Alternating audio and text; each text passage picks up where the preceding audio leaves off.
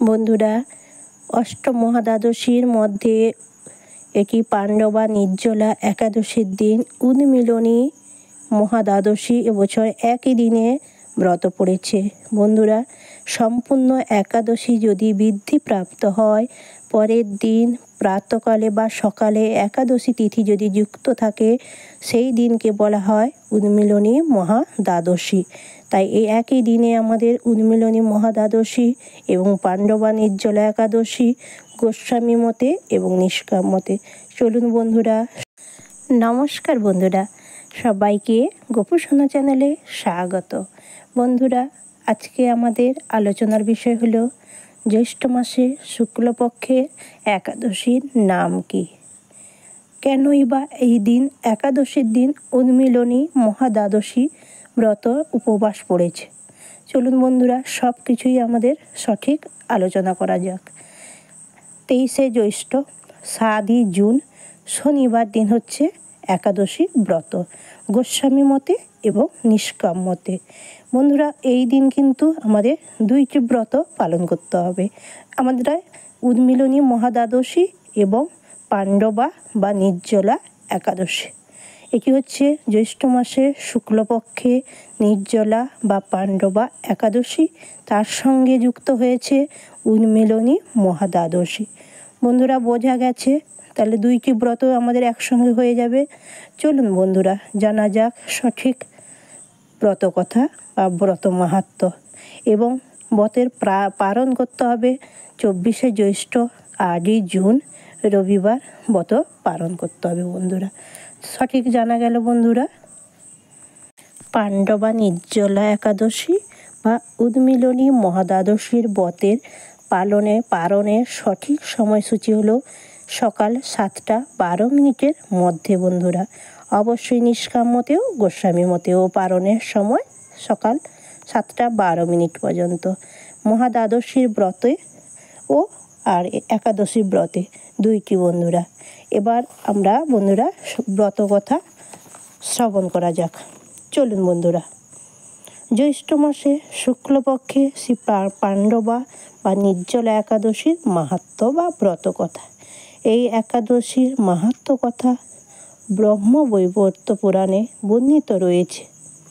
একদিন দ্বিতীয় পাণ্ডব ভীমসেন মহর্ষি ব্যাসদেবকে জিজ্ঞাসা করলেন, হে তপোধন, আমার মাতা কুন্তী, দ্রৌপদী ও সকল ভ্রাতৃগণ যে কোনো একাদশী তিথিতে ব্রত করে এবং উপবাসী থাকে। শুনেছি একাদশী তিথিতে উপবাস করলে সকল পাপের ক্ষয় হয় এবং অন্তিমে স্বর্গলোক লাভ হয়। কিন্তু আমি না খেয়ে থাকতে পারি না। আমার বড় ক্ষুধার জ্বালা। কেশবের পূজা কিংবা দান করতে যথাসাধ্য চেষ্টা করতে পারি, কিন্তু একাদশী তিথি উপস্থিত হলে উপবাসে থাকতে পারি না। উপবাস তো দূরের কথা, মাত্র একবার খেয়েও থাকতে পারি না। তাই হে দয়াময়, আমাকে কৃপা করে বলুন, এমন কি পুণ্যদায়িনী ব্রত রয়েছে যাতে মাত্র এক দিবারাত্রি উপবাস থেকে এই সব ফল লাভ করা যায়? একদিন মাত্র কষ্ট স্বীকার করব। বহু কষ্ট করার আমার পক্ষে অসহ্য, কারণ আমি ক্ষুধা নিবারণ বা ক্ষুধা সহ্য করতে পারি না। মহামতি, ব্যাসদেব বলিলেন, জ্যৈষ্ঠ মাসে শুক্লপক্ষে একাদশী তিথিতে সম্পূর্ণভাবে উপবাসী থাকবে। বিন্দুমাত্র জলও পান করতে পারবে না। তাহলে সম্ভব সকল একাদশী ব্রতের ফল লাভ হবে, সকল তীর্থে সেবার ফল লাভ হবে এই একাদশীর ব্রতে। এইরূপ ব্রতের মাহাত্ম্য শুনে ভীমসেন যথাযথভাবে তা পালন করলেন। তাই এই একাদশীর নাম হলো পাণ্ডবা বা নির্জলা নামে পরিচিতি। পর্বত সমান পাপ করলেও এই ব্রতের প্রভাবে তা সত্বর বিনষ্ট হয়ে যায়। এই ব্রতের কথা শ্রবণ বা পঠনে অন্তিমে বৈকুণ্ঠ লোক লাভ করা সম্ভব বন্ধুরা।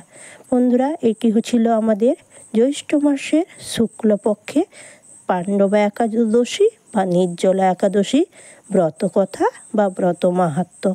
কিন্তু বন্ধুরা অষ্টম মহাদ্বাদশীর মধ্যে মানে 8টি মহাদ্বাদশীর মধ্যে প্রথম 4টি হচ্ছে তিথি যোগে আর শেষ 4টি হচ্ছে নক্ষত্র যোগে।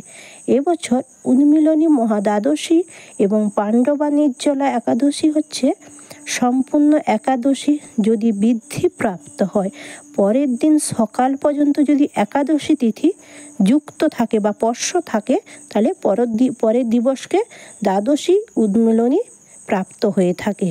এটি কিন্তু এই বছর পড়েছে পাণ্ডবা নির্জলা একাদশী তিথিতে।